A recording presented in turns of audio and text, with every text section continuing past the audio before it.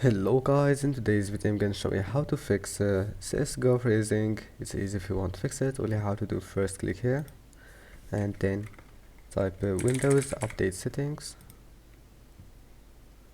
Now check check for updates, and after that just wait and install all the updates that you can find, and then go to GeForce Experience.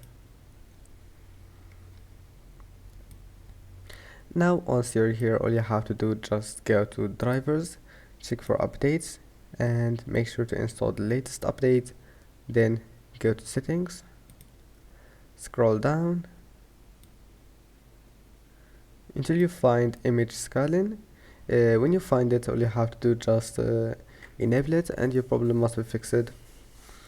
And that's it. Don't forget to like and subscribe, and thank you for watching this video until the end, and see you in the next video.